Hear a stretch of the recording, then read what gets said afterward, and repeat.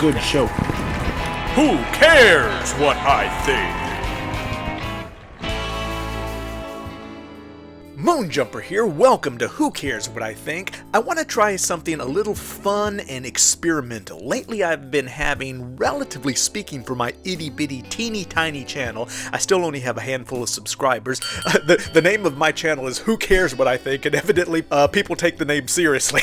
That's okay. I like the name, I'm sticking with it. But lately I've had just a little bit of surge in viewership, in subs, and visibility on YouTube, for which I sincerely thank all of you for your support. Those of you who have been viewing my channel, commenting, and subbing, it is deeply appreciated. And who knows, we're a long way away, but hypothetically, if this channel's growth were to reach a point where monetization could become an option, hey, money's tight these days, so never say never. But first we gotta build the channel, and that means getting videos out a little faster and more frequently than I tend to do. So I want to try something that doesn't require weeks of editing and graphic design. I don't have a staff, I just do this stuff myself. So I thought, what the hell, why don't I just read you in real time some of my Amazon reviews of products which I have bought on Amazon and posted said reviews on Amazon.com over a period of years. Again, this is not a paid advertisement, just my personal opinions. Who cares what I think? So what did we start with? Well, the last few videos I've been on a bit of a Star Trek kick, so in the spirit of that theme, why don't we look at something loosely related to Star Trek?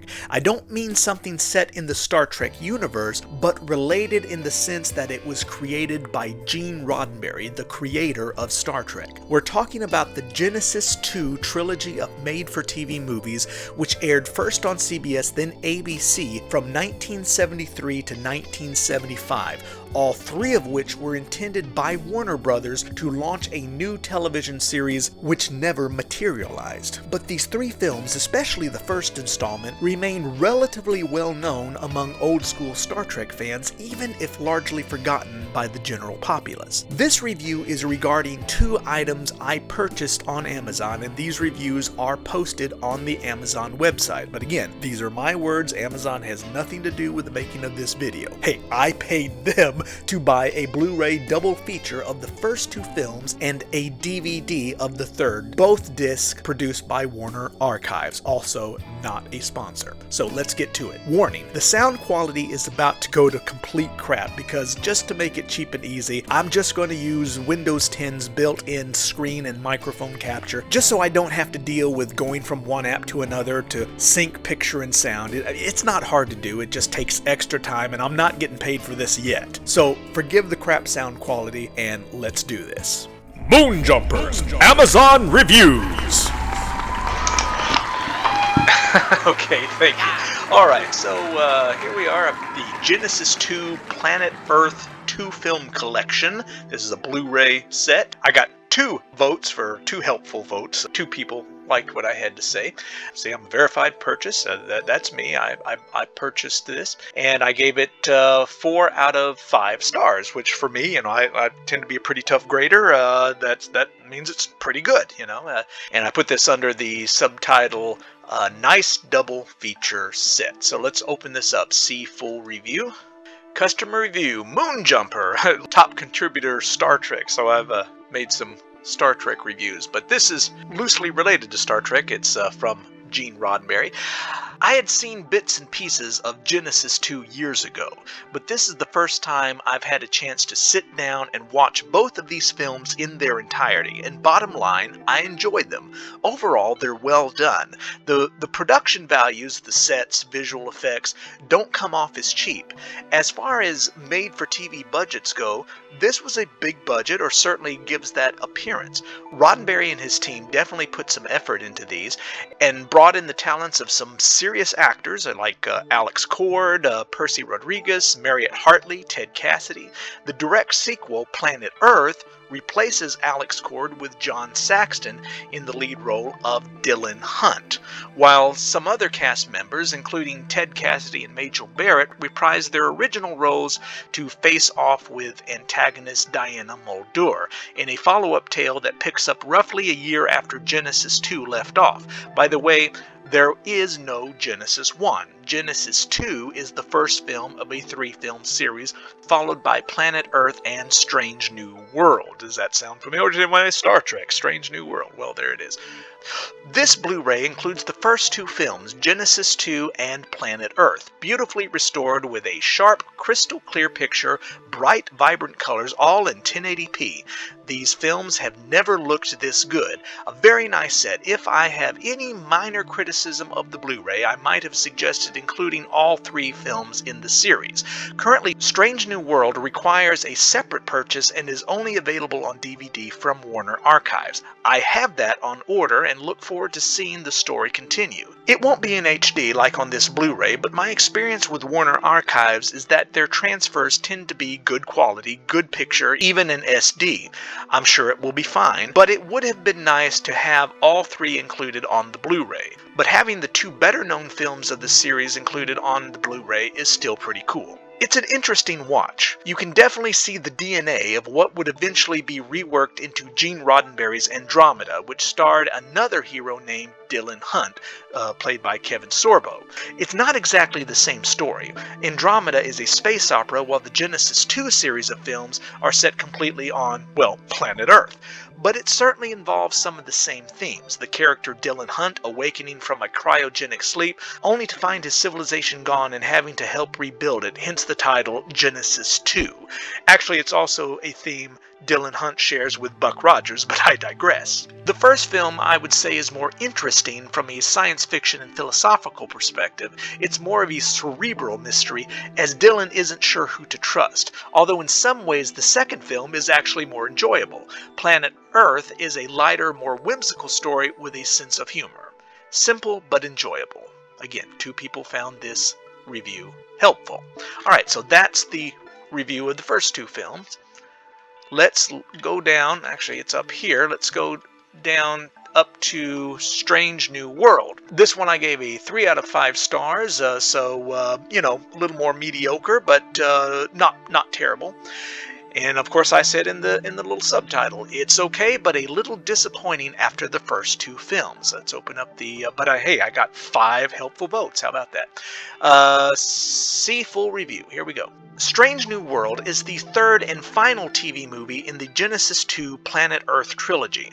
However, unlike Planet Earth, which is a direct sequel to Genesis 2, this follow-up is more of a loose spin-off. Indeed, in this outing, lead John Saxon plays a completely different character, Captain Anthony Vico, than he did in Planet Earth when he played scientist Dylan Hunt, a role he took over from Alex Cord after Genesis 2. Set in the year 2173, some 40 years after the events of Genesis 2 and Planet Earth, Captain Vico, Saxon, commands a trio of Pox astronauts from 1993 whose cryogenic stasis returned them to a post-apocalyptic Earth a la Buck Rogers. If you've seen the first 2 films, then you'll recall that Pox is the same scientific organization that Dylan Hunt belonged to in the 1970s, before also cryo-sleeping through the apocalypse which destroyed modern civilization. This is really the only direct connection to the first 2 movies, as Dylan Hunt, the future Paxians, and their system of subterranean maglev trains are never mentioned. And for me, that's the primary disappointment. I really was looking forward to yet another direct sequel rather than a spin-off only vaguely set in the same universe or continuity. The reason for this may have been legal in nature. Apparently Gene Roddenberry, who created this series, was no longer involved with the 3rd film, which Warner Brothers still hoped would launch a weekly series. So without Roddenberry on board, Warner saw the need to revamp the general concept in a different direction with a different set of characters, and clearly a lot less money. Genesis 2 had been a big budget production with impressive sets and visual effects, and Planet Earth followed up with respectable production values as well. That's not to say that Strange New World looks bad per se, but it's evident that they were having to present the best they could with what little they had. And they didn't have much. I'm guessing that a large portion of their budget went into creating the futuristic all-terrain van-like rover, which Vico and his team drive from one episodic adventure to the next. And it is kind of cool looking. Not quite as cool or iconic as the Ark II or even the Lost in Space Chariot, but it is a worthy sci-fi vehicle. The space shots of the Pax mothership and landing shuttle are also very well done visuals, but the budget's limits insofar as location, sets, and inexpensive costuming are noticeable when compared to the first two films. The writing, I felt, was also weaker than the first two films, and the acting a bit more wooden. It lacked the humor of the second film and the intelligence of the first film. It wasn't dumb exactly, it was just kind of flat by comparison. It lacked a certain charm of its two predecessors. Still, it was okay, it held my interest, and even without Roddenberry, you could definitely sense that Roddenberry DNA in its presentation. Structured in two episodic adventures, which would have doubtlessly been split into 2 episodes had it gone to series, the first tale lands our heroes in the fall utopia of Eternia, where children are never born and procreation is limited to continual cloning. However, making copies from copies has its degrading side effects, and the Eternians are in need of fresh DNA. If this plotline sounds familiar to Star Trek fans, it's because that is the same general plot of what would be later presented in Up the Long Ladder, an episode of Star Trek The Next Generation. The Pax astronauts' second adventure places them in a situation which echoes the Star Trek original series episode, The Omega Glory. It's not exactly the same, but it has some parallel ideas.